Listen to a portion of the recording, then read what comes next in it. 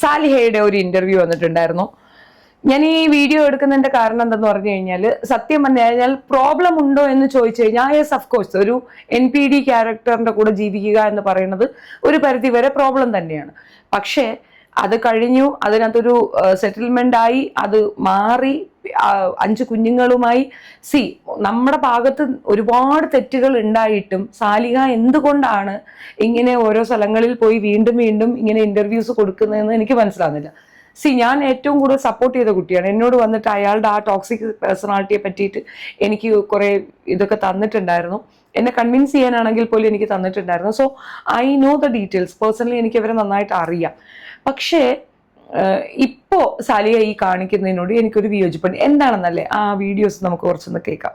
സമയത്ത് നമ്മൾ ആ സമയം വാടക വീട്ടിലാണ് താമസിച്ചിരുന്നത്. അപ്പോൾ ഓണർ അവരിങ്ങനെ പറയാണ് കല്യാണം ഉറച്ചു എന്ന് പറഞ്ഞ സമയത്ത് ഏതാ ഷിമ്മിട്ടിട്ട് പുറത്തിരിക്കുന്ന ആ കൊച്ചുകുട്ടിക്കോ ഇവർക്ക് എന്തെങ്കിലും പ്രശ്നമുണ്ടോ, ഈ ചെറിയ കുട്ടീനെ കല്യാണം കഴിച്ചു കൊടുക്കാണോ എന്നാണ് അവര് പോലും വിചാരിച്ചത്. എന്നിട്ട് അത്ത എങ്ങനെയാന്ന് വെച്ചാൽ പെട്ടെന്നൊരു കാര്യം തീരുമാനിച്ചു കഴിഞ്ഞാൽ ആള് ഇങ്ങനെ ആരോ അന്വേഷിച്ചു എന്ന് പറഞ്ഞു. നോക്കിയ സമയത്ത് ആള് സ്മോക്ക് ഒന്നും ചെയ്യൂല. ഓക്കെ, 17 വയസ്സുള്ള കുട്ടിയായിരുന്നു എന്നാണ് ഇവർ പറയുന്നത്. ഇവരുടെ വിവാഹം ഇവരുടെ 17 വയസ്സിലാണെന്നാണ് പറഞ്ഞിട്ടുള്ളത്.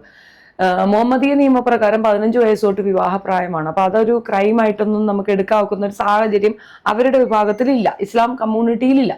പിന്നുള്ള എന്തെന്ന് പറഞ്ഞു കഴിഞ്ഞാൽ ഈ പറയുന്ന ഇങ്ങനെ 17 വയസ്സുള്ള ഒരു കുട്ടി ഷിമ്മി ഇട്ടുകൊണ്ടിരുന്നു എന്ന് പറയുന്നുണ്ട്.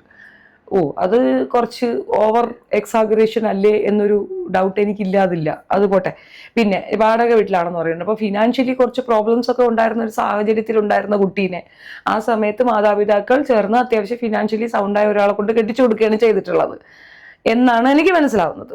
മോളുടെ ലൈഫ് ഭദ്രമായിരിക്കും, നന്നായി കെയർ ചെയ്യും അങ്ങനെയെന്നൊക്കെയാണ്. കാരണം അത്ത നന്നായിട്ട് സ്മോക്ക് ചെയ്യായിരുന്നു. ഞങ്ങൾക്ക് ആർക്കും അതിനോട് താല്പര്യം ഉണ്ടായിരുന്നില്ല. അപ്പൊ അതന്വേഷിച്ചപ്പോ ഓക്കെ, ആള് ഗൾഫിലാണ്, ജോലി കാര്യങ്ങളൊന്നും അന്വേഷിച്ചില്ല. നല്ലൊരു മനുഷ്യൻ, അതാണല്ലോ നമ്മുടെ മോളുടെ ഭാവിക്ക് വേണ്ടത് എന്ന് വിചാരിച്ചിട്ടാണ് കല്യാണം അങ്ങനെ കഴിഞ്ഞത്. ഓക്കെ, അങ്ങനെ കല്യാണം കഴിഞ്ഞ ഹസ്ബൻഡിന്റെ പേര് അബ്ദുൽ ഗഫൂർ. ഓക്കെ, അപ്പോ ഗൾഫിലായിരുന്നു ആള്. അതിന് ശേഷം കല്യാണം കഴിഞ്ഞ 60 ദിവസത്തിന് ശേഷം, ശരിക്കും പറയുകയാണെങ്കിൽ നമ്മൾ ആ സമയം എണ്ണി വെക്കും, 1 2 3 ഇത്ര ദിവസമേ ആള് നമ്മുടെ കൂടെ ഉണ്ടാവുള്ളൂ എന്ന് പറഞ്ഞിട്ട് നമ്മളിങ്ങനെ എണ്ണുമല്ലോ. 63ാമത്തെ ദിവസം ഗൾഫിലേക്ക് തിരിച്ചു പോവാണ്. പിന്നീട് അങ്ങോട്ട് സത്യം പറഞ്ഞു കഴിഞ്ഞാല് ഒരിക്കലും ഒരു പെൺകുട്ടിയെയും ഇതുപോലെ ആ ഒരു ചെറിയൊരു പ്രായത്തില്, അതും ഗൾഫുകാരായിട്ടുള്ള ഒരു വീട്ടിലേക്ക് കെട്ടിച്ച് കൊടുക്കരുത്. കാരണം നമ്മൾ അത്രയും അവിടെ സ്ട്രഗിൾ ചെയ്യും. കാരണം നമുക്ക് ആകെ അറിയുന്നത് നമ്മൾ ഇന്റിമേറ്റ് ആയി, നമ്മൾ കുറച്ച് ക്ലോസ് ആയിരിക്കുന്ന ഈ ഒരു ഹസ്ബൻഡിനോടായിരിക്കും. വിവാഹം കഴിഞ്ഞ് 17 വയസ്സ് വരെ മെച്യൂരിറ്റി എന്ന് പറഞ്ഞാൽ എന്താണെന്ന് പോലും അറിയാത്ത ഒരു പ്രായത്തില് നമ്മള് വേറൊരു വീട്ടില്, അതായത് എനിക്ക് ഓക്കെ, ഐ അഗ്രീഡ്. ഒരു പ്രവാസിയായ ഒരാളുടെ വീട്ടിലേക്ക് പെണ്ണിനെ കെട്ടിച്ചു കൊടുക്കരുത് എന്ന് പറയാനും തക്കവണ്ണമുള്ള ഒരു പ്രോബ്ലം ഈ കൊച്ചു ഫേസ് ചെയ്തോന്ന് അതെനിക്ക് നുണയായിട്ടാണ് ഫീൽ ചെയ്തത് കേട്ടോ. ഇനി ആകെ മൊത്തത്തിൽ ഈ കൊച്ചിന്റെ ഈ ഒരു ഇന്റർവ്യൂ കാണുമ്പോഴേ മൊത്തം എന്തൊക്കെയോ തകരാറുകൾ വീണ്ടും വീണ്ടും അയാളിപ്പം മിണ്ടാതെ അയാളെ ജോലിയൊക്കെ ഇരിക്കുകയാണെ, അയാൾ ഇതിനകത്തേക്ക് ഇങ്ങനെ വലിച്ചിടുന്നത് പോലെ എനിക്ക് അങ്ങനെ ഫീൽ ചെയ്ത് കേട്ടോ. സാലിഹയുടെ എന്തോ ഒരു സാലിഹയുടെ ഒരു ശതമാനം പോലും യോജിക്കാൻ പറ്റുന്നില്ല. ഇപ്പം പോയി ഇങ്ങനെ ഒരു ഇന്റർവ്യൂ കൊടുത്ത് ഇങ്ങനെ ഒരു കാര്യം പറഞ്ഞിട്ട് പിന്നെ സോഷ്യൽ അവയർനെസ് പോലെ വിവാഹം കഴിച്ചു കൊടുക്കാൻ, നമുക്ക് ഗൾഫിലുള്ളവരൊന്നും വിവാഹം കഴിക്കണ്ടേ? ഗൾഫിലുള്ള പയ്യന്മാർക്കൊന്നും വിവാഹം കിട്ടണ്ടേ? ആരും മനഃപൂർവ്വം പ്രവാസിയാവുന്നതല്ലല്ലോ, വീട്ടിലെ അവസ്ഥയും സാഹചര്യം കൊണ്ടല്ലേ. ഒത്തിരി പേര് പ്രവാസികളുടെ ഭാര്യമാർ അന്തസ്സായിട്ട് ജീവിച്ചു പോകുന്നുണ്ടല്ലോ, അവിടെ ഒന്നും പ്രോബ്ലം ഇല്ലേ? എല്ലാവരും സ്ട്രഗിളൊക്കെ കഴിഞ്ഞ് വരുന്നവർ തന്നെയാണ്. ഇതൊരു പുതിയൊരു എന്തോ സാധനം പോലെ സാലിയ പറയണ കേൾക്കുമ്പോൾ സീരിയസ്ലി സാലിയ ഇത് ഭയങ്കര ബോറിംഗ് ആണ് കേട്ടോ, ഭയങ്കര ഓവറാണ്. നിങ്ങൾ കംഫർട്ടബിൾ ആയിട്ടുള്ളത് എൻ്റെ അത്ത, എൻ്റെ അമ്മ, എൻ്റെ ആങ്ങളമാര്, ഇതേ നമ്മൾ കണ്ടിട്ടുള്ളൂ. തികച്ചും ആരാണ് എന്താണ് ഒന്നും അറിയാത്തൊരു വീട്ടിലേക്ക് നമ്മൾ കയറി പോവാണ്. ഒരുപാട് ഈ പ്രതീക്ഷകൾ എല്ലാവരും പറയുന്ന പോലെ നമ്മളിങ്ങനെ ചിന്തിക്കും, ഒരു പെണ്ണിന്റെ വിവാഹം എന്നൊക്കെ പറഞ്ഞു കഴിഞ്ഞാൽ നന്നായി ഒരുങ്ങുക, നല്ല ആഭരണങ്ങളൊക്കെ കിട്ടും, പുതിയ ഡ്രസ്സ് കിട്ടും, ഇനിയിപ്പോൾ വിവാഹം കഴിഞ്ഞാൽ കുറെ ടൂറൊക്കെ പോവാം. ഇതൊക്കെ നമ്മൾ അറിയുന്നുള്ളൂ, കാണുന്നുള്ളൂ. പക്ഷെ യഥാർത്ഥ ജീവിതം എന്ന് പറഞ്ഞു കഴിഞ്ഞാൽ അതല്ല. അതിനകത്ത് വേറൊരു സംഭവമാണ്, വേറൊരു ലോകമാണ്. പിന്നെ അങ്ങോട്ട് ഭാരങ്ങളും പ്രാരാബ്ദങ്ങളും നമ്മൾക്ക് ഇങ്ങോട്ട് വരികയാണ്. അതുവരെയും ഒരു കൊച്ചു കുട്ടിയായിട്ടിരുന്നാൽ നമ്മൾ ആ വീട്ടിൽ അവരെ സംബന്ധിച്ചിടത്തോളം അവർക്ക് മരുമോളാണ്.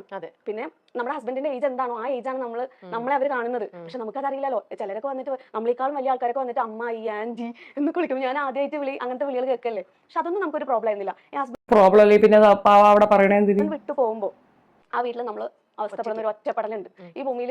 അത് ഈ വഴിയിലൂടെ കടന്നുപോയ പെൺകുട്ടികൾക്ക് മാത്രമേ മനസ്സിലാവുള്ളൂ. അല്ലാത്തവരുടെ ജസ്റ്റ് സ്റ്റോറി എന്താ ഇവിടെ എന്തൊക്കെയാ പറയണെന്നുള്ളത് തോന്നാം.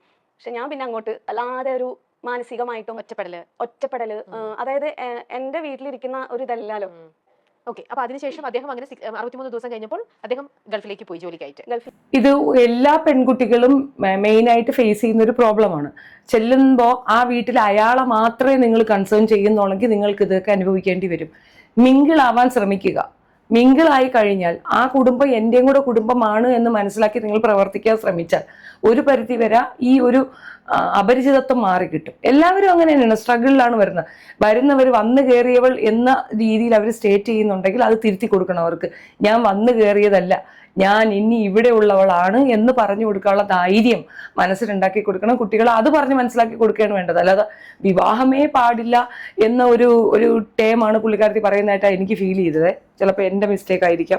പോയി പിന്നീട് അങ്ങോട്ട് എപ്പോഴാ തിരിച്ചു വരുന്നത് എന്ന് പറഞ്ഞിട്ട് കാത്തുനിന്ന്, അതായത് നമ്മുടെ വീട്ടിലേക്ക് എന്നാ ഒന്ന് പോവാ വെയിറ്റ് ചെയ്തിരിക്കും. ഇവിടെ 15 ദിവസം, അവിടെ 10 ദിവസം, അല്ലെങ്കിൽ ഇവിടെ 20 ദിവസം, അവിടെ ഹസ്ബൻഡിന്റെ വീട്ടിൽ 20 ദിവസം നിൽക്കുക, 10 ദിവസം നമ്മുടെ വീട്ടിൽ. ആ 20 ദിവസം ആവാൻ വേണ്ടിയിട്ട് ഓരോ ദിവസം ഇങ്ങനെ എത്ര തന്നെ ഹസ്ബൻഡിന്റെ വീട്ടിൽ സുഖമുണ്ടോ ഇല്ലേ, ഇവിടെ ഞാൻ വേറെ ഒന്നും പറയുന്നില്ല.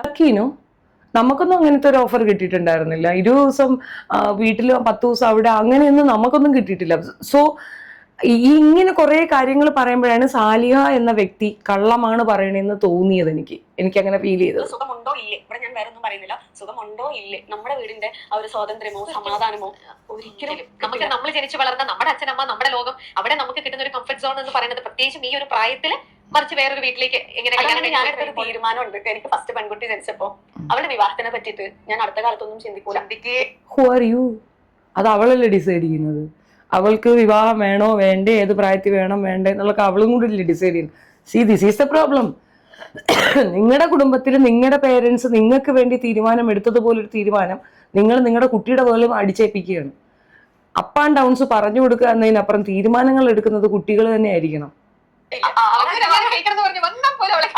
ഞാൻ പറയും ഒരു പരിധി വരെ നീ എനിക്കിപ്പോ കെട്ടണം എന്ന് പറഞ്ഞാൽ സ്വാതന്ത്ര്യത്തോടെ ജീവിക്കും. മോളെ എപ്പോ കല്യാണം കഴിപ്പിക്കണം?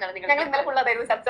ഞങ്ങൾ അതായത് ചെക്കൻ മാത്രം സെറ്റ് ആയിട്ടില്ല, കല്യാണത്തിന് എല്ലാ ചർച്ചകളും ഗുലാബി, മെഹന്തി എല്ലാം സെറ്റ് ചെയ്യുന്നു. എത്ര വയസ്സായി? 16 ആയിട്ടുള്ളൂ. അപ്പൊ ഞാൻ പറഞ്ഞു ഇതൊക്കെ നമുക്ക് ചർച്ച ചെയ്യാം. സി എന്ത് തരം മദറാണോ 16 വയസ്സായ കൊച്ചിന്റെ കല്യാണം, മെഹന്തി, മറ്റത് മറിച്ചത് ഒക്കെ ഇരുന്ന് ഡിസ്കസ് ചെയ്യാത്രേ. അപ്പോ നീ എന്ത് തരം അമ്മയാ? നീ അനുഭവിച്ച സ്ട്രഗിളിന്റെ മറ്റൊരു സ്ട്രഗിൾ ആ കുട്ടി അനുഭവിക്കും എന്നുള്ളതിൽ ഒരു തർക്കവും വേണ്ട. അതുമാത്രമല്ല, ആ കുട്ടിയുടെ ലൈഫ് നീ നേരെ ചെവേ കൊണ്ടുപോകത്തില്ല. അതിനെ ഡിവോഴ്സ് ചെയ്ത് നീ വീട്ടിൽ കൊണ്ടുവന്ന് നിർത്തും. നിന്റെ ആറ്റിറ്റ്യൂഡ് കണ്ടാൽ ആ കുട്ടി അങ്ങനെ തന്നെ ചെയ്യുന്ന എല്ലാ കോളവും കാണുന്നുമുണ്ട്. ഒക്കെ നല്ല സുഖമാണ്. പക്ഷെ 24 വയസ്സായിട്ട് നമുക്ക് മതി. അത്രയും കാലം നീ സ്വാതന്ത്ര്യത്തോടെ, ആരെയും പേടിക്കാതെ, ആരെങ്കിലും എന്തെങ്കിലും പറയും. 8 വർഷം മുമ്പേ 16 വയസ്സുള്ള കൊച്ചിട്ടെടുത്ത് ഇതൊക്കെ പറഞ്ഞു കൊടുക്കുകയാണ്. പഠിത്തം ശ്രദ്ധിക്ക്, കരിയർ ഡെവലപ്പ് ആക്ക്, നല്ല ജോബിൽ കയറാൻ നോക്ക് എന്ന് പറഞ്ഞ് ഈ ഫിനാൻഷ്യൽ ഇൻഡിപെൻഡൻസ് ഉണ്ടെങ്കിൽ ഒരു പെണ്ണിനും എവിടെയും തലകുനിക്കേണ്ടി വരില്ല എന്ന് പറഞ്ഞ് മനസ്സിലാക്കി കൊടുക്കുന്നതിന് പകരം മോളെ മെഹന്തി നൈറ്റ്, തലേന്ന് മൈലാഞ്ചി കല്യാണം, പട്ടുസാരി, പൊടവ, തേങ്ങ, മാങ്ങ, ചക്ക, ഇതൊക്കെയായിരുന്നു ഡിസ്കഷൻ ഒന്നും ഉമ്മായി മോളും. അതാ ഞാൻ പറഞ്ഞേ, ഇവർക്ക് ഡുവൽ ക്യാരക്ടറാണ് കേട്ടോ. ഇവര് എന്തെങ്കിലും ചെയ്യോ, ഞാൻ ചെയ്യുന്നത് ശരിയാണോ, ഞാൻ ചെയ്യുന്നത് തെറ്റാണോ, അല്ലെങ്കിൽ എനിക്കൊരു ഗുഡ് സർട്ടിഫിക്കറ്റ്, മരുമോൾ നല്ല മരുമോളാണ് നല്ല പേര് കിട്ടാൻ വേണ്ടിയിട്ട് സ്വന്തം എന്താ പറയാ സ്വാതന്ത്ര്യം കളഞ്ഞിട്ട് ജീവിക്കാത്ത ഒരു അവസ്ഥയ്ക്ക് നിനക്ക് തരണം യാതൊരു നിർബന്ധമില്ല. സ്വാതന്ത്ര്യത്തോടെ ജീവിക്കും. അതുവരെ അത് കിട്ടാം. ഒരു പരീക്ഷണമാണ് വിവാഹം. നമ്മുടെ തലവരെയാണ് അല്ലേ? ശരിക്കും നമുക്ക് യോജിച്ച ഒരാളെ കിട്ടുമോ ഇല്ലയോ, അത് ലവ് മാരേജ് എത്രയോ എണ്ണം നമ്മൾ ഫെയിലിയർ ആയിട്ട് കാണുന്നു. അറേഞ്ച് മാരേജും അതുപോലെ തന്നെ. എന്നാൽ ഇതിലൊക്കെ തന്നെ നല്ലതുകൊണ്ട് ഇതെല്ലാം ദൈവം നമുക്ക് വിരിച്ചിരിക്കുന്നത് നല്ലത് അനുഭവിക്കാനുള്ള യോഗമാണെങ്കിൽ നല്ല രീതിയിലേക്ക് വരും. അപ്പൊ ഞാൻ അതൊരു പരീക്ഷണമാണ്. അപ്പൊ അതുവരെ നിനക്ക് ബേസിക് ആയിട്ട് വേണ്ട കാര്യങ്ങൾ നേടിയെടുക്കാം. കാരണം നമ്മുടെ കയ്യിൽ അത്രയും സ്ട്രോങ് ആയിട്ടുള്ള ഒരു സംഭവം ഉണ്ടെങ്കിൽ പിന്നെ ഞാൻ അനുഭവിച്ച അത്രയും കാര്യങ്ങൾ സ്ട്രഗിൾ അനുഭവിക്കേണ്ടി വരില്ല. അത്രയും ഫ്രീഡം ആയിട്ട് നടന്നോളും. അതിനുശേഷം നമുക്ക് ചിന്തിക്കാന്നുള്ളതാണ് എന്റെ ഒരു കോൺസെപ്റ്റ് നോക്കി. പിന്നെ ആള് അങ്ങനെ അദ്ദേഹം പോയി ഇങ്ങനെ 20 ദിവസം എണ്ണി കാത്തിരുന്ന് 10 ദിവസം അങ്ങനെ നിൽക്കുന്ന ചില സമയം പനി വരാനൊക്കെ വേണ്ടിട്ട് ആഗ്രഹിച്ചിട്ടുണ്ട്. വീട്ടിലേക്ക് പോകാൻ, എങ്ങനെയെങ്കിലും ഒന്ന് വീട്ടിലേക്ക് പോകാൻ. പനി വന്നു കഴിഞ്ഞാൽ എന്തായാലും വീട്ടിൽ പോകാനല്ലോ. അങ്ങനെ ചിന്തിച്ച ദിവസങ്ങൾ വരെ ഉണ്ട്. അപ്പൊ അതാ ഞാൻ പറഞ്ഞത്, നമ്മുടെ മക്കൾക്ക് അങ്ങനത്തെ ഒരു അവനവന്റെ വീട്ടിലേക്ക് വരാൻ മറ്റുള്ളവരുടെ എന്തെങ്കിലും വേണം, കിട്ടിയിട്ട് വേണം എന്ന് ആഗ്രഹിക്കുന്ന ആ ഒരു സംഭവം വേണ്ട, മനസ്സിലായി എന്ന്. അതുകൊണ്ടാണ് എനിക്ക് അങ്ങനെ തോന്നിയത്. പിന്നെ ആള് ഒരു 11 മാസം കഴിഞ്ഞിട്ടാണ് വരുന്നത്. വരുന്ന തലേദിവസം എന്നെ വിളിച്ചിട്ട് പറയാണ് എനിക്ക് ലീവ് കിട്ടിയില്ല, ഞാൻ വരുന്നില്ല എന്നുള്ളത്. ഞാൻ ആ സമയം ഹസ്ബൻഡ് വീട്ടിലാണ്. ബാത്റൂമിൽ പോയി, അതൊന്നും ആർക്കും അറിയില്ലേ, ബാത്റൂമിൽ പോയിട്ട് പൈപ്പ് തുറന്നിട്ടിട്ട് ഒച്ചിട്ട് കഴിഞ്ഞിട്ട് എന്റെ അത്താനെ വിളിച്ച് പറഞ്ഞു നാളെ വരില്ല എന്നാ പറയുന്നത്. എനിക്ക് ഇനി ജീവിക്കണ്ട, എനിക്ക് പറ്റൂല, എനിക്ക് ഇനി ഇങ്ങനെ മുന്നോട്ട് പോകാൻ പറ്റൂല, ഞാൻ നാളെ തന്നെ വീട്ടിലേക്ക് വരും, എനിക്ക് പറ്റൂല എന്നൊക്കെ പറഞ്ഞാൽ ഭയങ്കര കരച്ചിലായിരുന്നു. അപ്പോൾ എന്റെ അത്ത പറഞ്ഞു ഓക്കെ ശരി ശരി, എനിക്ക് അറിയാതെ നമുക്ക് ആലോചിക്കാം, നമുക്ക് എന്താ വേണ്ട തീരുമാനിക്കാം. അല്ലെങ്കിലും നിന്നെ ഗൾഫുകാരനെ കല്യാണം വെച്ച് കൊടുക്കണം എന്നൊന്നും എനിക്ക് തീരുമാനം ഉണ്ടായിരുന്നില്ല. നമ്മൾ പറഞ്ഞതല്ലേ, ആൾ വന്നു കഴിഞ്ഞാൽ അവിടെ ഷോപ്പ് ഇട്ട് കൊടുക്കുക, അതാണ് നമ്മുടെ പ്ലാൻ, അതൊക്കെ ഞാൻ ശരിയാക്കി തരാമെന്ന് പറഞ്ഞിട്ട് അത് അങ്ങനെ പറഞ്ഞിട്ട് അന്ന് സമാധാനിപ്പിച്ചു. പിന്നെ നോക്കിയപ്പോൾ ആൾ വരുന്നത് വെറുതെ നമ്മളൊന്ന് കളിപ്പിക്കാൻ വേണ്ടിയിട്ട് പറഞ്ഞതാണ് മനസ്സിലാവുന്നത്. വന്നാൽ എല്ലാം സെറ്റ് ആവുമെന്നാണ് നമ്മൾ വിചാരിച്ചത്. പക്ഷെ പിന്നീട് അങ്ങോട്ട് എന്താ പറയാ പ്രോബ്ലംസിന്റെയും ഫിനാൻഷ്യലി ആയിട്ടുള്ള ബുദ്ധിമുട്ടിന്റെയും ഒരു വൻ കുത്തൊഴുക്ക് തന്നെയായിരുന്നു പിന്നെ നമ്മുടെ ജീവിതത്തിലേക്ക് വന്നത്. ആളിപ്പോ ഗൾഫിലാണെങ്കിൽ പോലും എന്റെ കാര്യത്തിനൊന്നും അങ്ങനെ സ്പെഷ്യൽ ആയിട്ട് നമുക്കൊന്നും നോക്കേണ്ട ആവശ്യമില്ല. അപ്പൊ എനിക്ക് എന്തെങ്കിലും പ്രോബ്ലംസ് അല്ലെങ്കിൽ അസുഖം വന്നു കഴിഞ്ഞാൽ ഞാൻ എന്റെ വീട്ടിൽ പോകുമ്പോഴാണ് അമ്മാണ് ആ സമയത്ത് ഹോസ്പിറ്റലിൽ കൊണ്ടുവന്നതൊക്കെ. അപ്പൊ എനിക്ക് നാട്ടിൽ ചിലരുടെ കാര്യം നോക്കണം. പക്ഷെ നാട്ടിലേക്ക് വന്നു കഴിഞ്ഞാൽ പിന്നെ ഞാൻ ആളോട് പറഞ്ഞു എനിക്ക് പഠിക്കണം. ഈ 11 മാസത്തിന് ശേഷമാണ് വീണ്ടും പഠിക്കാനുള്ള ഒരു തീരുമാനത്തിലേക്ക് എത്തുന്നത്. അപ്പോൾ അത് പോസിബിൾ ആവോ, നടക്കോ, ഇവിടെ നിന്ന് പോകുന്നത് നടക്കുമോ എന്ന് ചോദിച്ചു. ഇത് ഞാൻ പറഞ്ഞില്ല, അതായത് അറബി കോളേജിലേക്ക് വീണ്ടും ഡിഗ്രി എടുക്കാൻ വേണ്ടിയുള്ള ഒരു തീരുമാനമായിരുന്നു. അപ്പം നടക്കും, എല്ലാവരും എല്ലാ പണിയും ഞാൻ ചെയ്തതിന് ശേഷം ഞാൻ ഇവിടുന്ന് പോകുള്ളൂ, ആർക്കും ഒരു ബുദ്ധിമുട്ടും എന്റെ പഠനം കൊണ്ട് വരാത്ത രീതിയിൽ ഞാൻ ചെയ്യാന്ന് പറഞ്ഞു. കോളേജിലെ സാറൊക്കെ വിളിച്ച് സംസാരിച്ച് അവർ ഓക്കെ പറഞ്ഞു. ആഴ്ചയിൽ 3 ദിവസം അല്ലെങ്കിൽ 2 ദിവസം ക്ലാസ്സിൽ പോകുന്ന പോലെ ബാക്കിയുള്ള ദിവസങ്ങൾ വീട്ടിലത്തെ കാര്യങ്ങൾ നോക്കുന്ന പോലെ. അപ്പൊ കുട്ടികളൊന്നും ഉണ്ടായിട്ടില്ല. അങ്ങനെ നമ്മൾ അറബി കോളേജിൽ പോയിട്ട് വീണ്ടും ഡിഗ്രിക്ക് ജോയിൻ ചെയ്ത് ക്ലാസ് ഒക്കെ അറ്റൻഡ് ചെയ്ത് അങ്ങനെ പോയിക്കൊണ്ടിരിക്കുകയാണ്. ആ സമയത്ത് മോളെ പ്രഗ്നന്റ് ആവുന്നത്. മോളെ പ്രഗ്നന്റ് ആയിട്ട് നമ്മൾ ക്ലാസ് പറ്റുന്ന പോലെ പോയി. എങ്ങനെ പോകുന്ന വെച്ചാല് രാത്രി തന്നെ എല്ലാ പാത്രങ്ങളൊക്കെ കഴുകി ഫിനിഷ് ആക്കി വെക്കും. കാരണം എനിക്ക് നേരത്തെ ക്ലാസ് ഐ ഡോണ്ട് അണ്ടർസ്റ്റാൻഡ്. എനിക്കിത് കേൾക്കുമ്പോൾ മൊത്തം വിരുദ്ധത തോന്നുന്നു. അയാൾ പഠിക്കാൻ വിട്ടിട്ടുണ്ട്, അപ്പൊ അയാൾ അത്രയും ചുരുങ്ങിയ ചിന്താധാര ഉള്ളവനല്ല. പഠിക്കാൻ വിട്ടിട്ടുണ്ട്. ഇപ്പോൾ ഈ ചെയ്യുന്ന ഈ തൊഴിലിനെ പോലും അയാൾ സപ്പോർട്ടീവായിരുന്നിട്ടുണ്ട്. അയാളെ അവിടെ നിർത്താൻ സമ്മതിക്കാതെ നാട്ടിലേക്ക് കൊണ്ടുവന്നത് ഇവളാണ് കരഞ്ഞു വിളിച്ച്. അപ്പൊ അയാളുടെ ഫിനാൻഷ്യൽ സ്റ്റാറ്റസ് നശിപ്പിക്കപ്പെടാനുള്ള കാരണവും പുള്ളിക്കാരത്തിയാണ്. ഇവിടെ ബിസിനസ് ഇട്ടു കൊടുത്തിരിക്കുന്നത് ഇവരുടെ ഫാദർ ആയിരിക്കാം.